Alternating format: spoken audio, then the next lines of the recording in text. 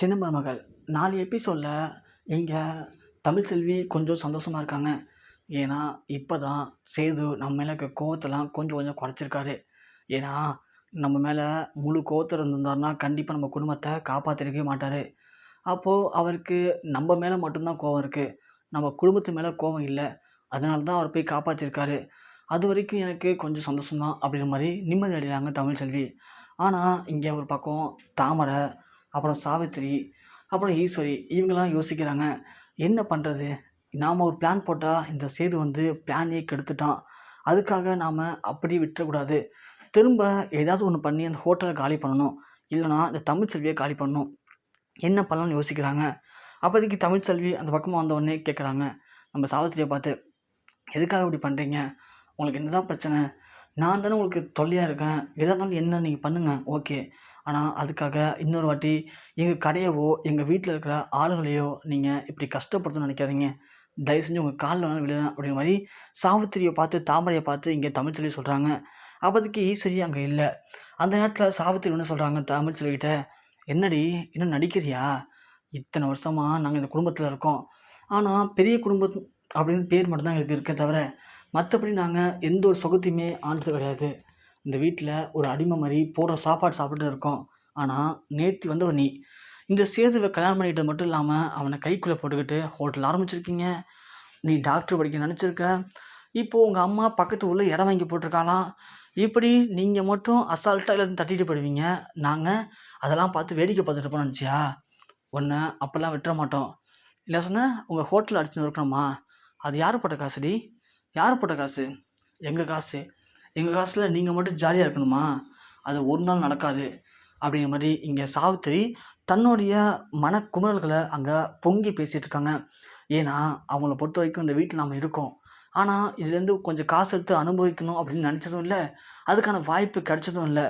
ஆனால் இது தமிழ்செல்வி மட்டும் எப்படி இதெல்லாம் பண்ணலாம் அப்படிங்கிற ஒரே யோசனையாக இருக்குது. அது மட்டும் இல்லாமல் சேதுக்கு தாமரையை கல்யாணம் பண்ணி வச்சுருந்தோம்னா கண்டிப்பாக அந்த சொத்து எல்லாத்தையும் நாம் ஆட்டையே போட்டுடலாம் அப்படிங்கிற மாதிரி தான் சாவித்திரியும் தாமரையும் யோசிச்சிருந்தாங்க. ஆனால் அது நடக்காமல் போயிடுச்சு. அதுக்கு காரணம் தமிழ்செல்வி. ஸோ தமிழ்செல்வி இப்போது வீட்டோட துரத்திட்டோம் அப்படின்னா அதுக்கப்புறமா தாமரையை எப்படியாவது சேதுக்கு கல்யாணம் பண்ணி வச்சுருக்கலாமே அப்படிங்கிற மாதிரியும் இங்கே சாவித்திரி யோசிக்கிறாங்க. அதுக்காக இப்போது தமிழ்செல்வி வீட்டோட துரத்தலாம்னு யோசிக்கிறாங்க. அப்போதைக்கு தமிழ்செல்வி, இங்கே பாருங்கள், நான் திரும்பவும் சொல்கிறேன், நீங்கள் என்ன கஷ்டம் பண்ணாலும் என்கிட்ட கொடுங்க, நான் வாங்கிக்கிறேன்.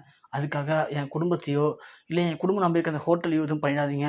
தயவு செஞ்சு உங்கள் காலில் வேணாலும் விழுறேன் அப்படின்னு தமிழ்செல்வி சொல்ல, அந்த நேரத்தில் சாவித்திரி ஒரு ஐடியா சொல்கிறாங்க. அப்படியே தமிழ்செல்வி, உன்னை பார்க்க ரொம்ப பாவமாக தான் இருக்குது. நீ ரொம்ப கெஞ்சுற. அது மட்டும் இல்லாமல் என்ன வேணாலும் சொல்லுங்க, நான் செய்கிறேன்னு சொல்கிற.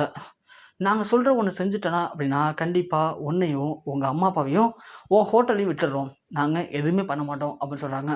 தமிழ்செல்விக்கு அப்போ சந்தோஷம் வருது. சொல்லுங்கள் சொல்லுங்கள் சொல்லுங்கள் சொல்லுங்கள், நான் என்ன பண்ணணும் சொல்லுங்கள். நீங்கள் எது சொன்னாலும் கண்டிப்பாக நான் பண்ணுவேன். ஆனால் நீங்கள் சொன்ன மாதிரி வார்த்தை மாறாம மட்டும் இருந்தால் போதும் அப்படின்னு சொல்லவும், இங்கே சாவித்திரி ஒன்று, கண்டிப்பாக தமிழ்செல்வி, நாங்கள் வார்த்தை மாற மாட்டோம். நாங்கள் சொன்ன மாதிரி நடந்துப்போம். ஆனால் அதுக்கு நீ ஒன்று பண்ணணுமே அப்படின்னு சொல்லவும், சொல்லுங்கள் என்ன பண்ணணும்னு சொல்லுங்கள், நான் கண்டிப்பாக பண்ணுறேன்னு சொல்கிறாங்க.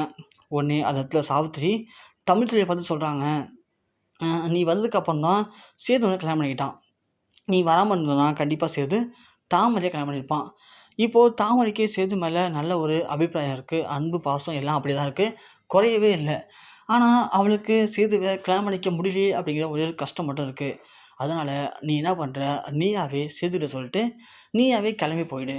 அப்படி போயிட்டு அப்படின்னா கண்டிப்பாக நாங்கள் தாமரையை கல்யாணம் பண்ணி வச்சுருவோம். அப்புறம் உன் பக்கமே நாங்கள் வரமாட்டோம். நீ யாரோ நாங்கள் யாரோ, நீ பாட்டுக்கு உன் விருப்பத்துக்கு போனால் போது அந்த ஹோட்டலை வச்சு பொழைச்சிக்கலாம். நாங்கள் எந்த காலத்துலேயும் அதுக்கு இடையூறாக இருக்க மாட்டோம் அப்படின்னு இங்கே சாவித்திரி சொல்கிறாங்க. அதை கேட்ட தமிழ் ரொம்பவுமே கொந்தளிச்சுறாங்க. என்னடா இது, சேது விட்டு கொடுத்தா நம்ம குடும்பத்தை காப்பாற்ற முடியுமா? அப்போது இந்த தாமரைக்கு இன்னும் சேது மேலே அன்பு பாச காதல் எல்லாமே இருக்கா அப்படின்ற மாதிரி யோசிக்கிறாங்க. உடனே சாவித்திரி, என்ன தமிழ்செல்வி என்ன யோசிக்கிற? உனக்கு ஓகேனா சொல்லு, நாங்கள் உன் குடும்பத்தை கண்டிப்பாக தலையிடவே மாட்டோம். இல்லை அப்படின்னா இன்றைக்கி நடந்த மாதிரி ஹோட்டலில் அடித்து நொறுக்க வந்த ரவுடிங்க எப்போ வேணாலும் உங்கள் அப்பா, அம்மா, தங்கச்சி 3 பேரையும் அடித்து நொறுக்குவானுங்க. அதுக்கப்புறம் நீ என்ன தான் ஃபீல் பண்ணாலும் ஒன்றும் நடக்காது, பார்த்துக்கோ அப்படின்னு சாவித்திரி சொல்கிறாங்க. அதை கேட்ட தாமரைக்கு சந்தோஷம் தாங்கலை. பரவாயில்ல, அம்மா இந்தளவுக்கு பிளான் பண்ணியிருக்காங்களே அப்படின்னு சொல்லிட்டு தமிழ்செல்விக்கு என்ன பண்ணுறதுனே தெரில. ஒரு பக்கம் தன்னுடைய பிடிச்ச வாழ்க்கையா, இல்லை ஒரு பக்கம் தன்னை வளர்த்து பெற்ற அம்மா அப்பாவா, என்னடா பண்ணுறதுன்னு சொல்லி தமிழ்செல்வி யோசிக்கிறாங்க. சரின்னு சொல்லிட்டு வேறு வழியே இல்லாமல் சாவித்திரிட்ட அவங்க சொன்ன திட்டத்துக்கு ஒத்துக்கிறாங்க. ஸோ கண்டிப்பாக நான் இன்றைக்கே சேதுட்ட சொல்லிட்டு கிளம்பிடுறேன். ஆனால் நீங்கள் சொன்ன மாதிரியே நான் போனதுக்கு அப்புறமா நீங்கள் என் குடும்பத்தை எதுவும் பண்ணிடக்கூடாது அப்படின்னு சொல்லவும், இங்கே சாவித்திரி வந்து சத்தியம் பண்ணுறாங்க. கண்டிப்பாக தமிழ்ச்செல்வி, நீ மட்டும் வீட விட்டு போயிட்ட அப்படின்னா, நாங்கள் உனக்கிட்டேயும் உன் குடும்பத்திட்டயும் எந்த பிரச்சனையும் பண்ண மாட்டோம் அப்படின்னு சொல்லவும், இங்கே தமிழ்ச்செல்வி வேறு வழியே இல்லாமல் சேதுவும் நம்மளை புரிஞ்சுக்கல, இந்த குடும்பம் நம்மளை புரிஞ்சுக்கல. ஸோ நம்ம எதுக்காக இந்த வீட்டில் இருக்கோன்னு தெரியாம இருந்துகிட்ருக்கோம். அதுவும் ஒரு வீட்டு வேலைக்காரியா இருக்கோம். அப்படி இந்த வீட்ல இவரு கஷ்டப்பட்டுட்டு நம்ம குடும்பம் கஷ்டப்படுறது எதுக்காக? அதனால நாம விட்டு குடுத்துட்டு கிளம்பிடலாம். சேதுக்கு நம்ம மேல நல்ல நம்பிக்கையும், அன்பும் இருந்துச்சு அப்படின்னா, கண்டிப்பா அவர் நம்மள தேடி வரட்டும். இல்ல அப்படின்னா, அவங்க ஆசைப்படுற மாரியே தாமரை கல்யாணம் பண்ணிக்கிட்டு அவராட்டும் சந்தோஷமா இருக்கட்டும் அப்படின்னு சொல்லிட்டு, இங்க தமிழ்ச்செல்வி நேரா போய் சேதுட்ட சொல்லப் போறாங்க. ஆனா சேது கேட்குற மைண்ட் செட்ல இல்ல. உடனே கருப்புகிட்ட, "அண்ணன் இனிமே நான் இங்க இருக்க போறதா இல்ல. நான் எங்க வீட்டுக்கு போலான்னு முடிவு பண்ணிட்டேன். நான் கிளம்புறேன்னு" சொல்லிட்டு பேக்க தூக்கிட்டு கிளம்பிடுறாங்க. அத பார்த்த சாவித்திரிக்கும், தாமரைக்கும் சந்தோஷம் தாங்கல. ஸோ தமிழ்ச்செல்வி போயிட்டா. இப்போ ராஜாங்கம் வரட்டும். வந்த உடனே நான் கண்டிப்பா உன்ன பத்தி பேசுறேன். பேசி உனக்கும் சேதுக்கும் அடுத்த முகூர்த்தத்திலே கல்யாணம். ஓகேவா தாமரை? அப்படிங்கிற மாரி சாவித்திரி, தாமரையும் ரொம்ப சந்தோஷப்படுறாங்க. ஆனா இதுவரைக்குமே அங்க நடந்த விஷயம் எதுவுமே சேதுக்கு தெரியாம இருக்கு. ஸோ கண்டிப்பா சேது எல்லாத்தையும் புரிஞ்சுக்கிட்டு தமிழ்செல்விய மீண்டும் வீட்டுக்கு அழைச்சிட்டு வருவாரா? இந்த தாமரையோட திட்டம் எல்லாமே தவிடுபடி ஆகுமா? என்ன நடக்க போகுது அப்படிங்கிறத கண்டிப்பா பொறுத்திருந்து பார்க்கலாம்.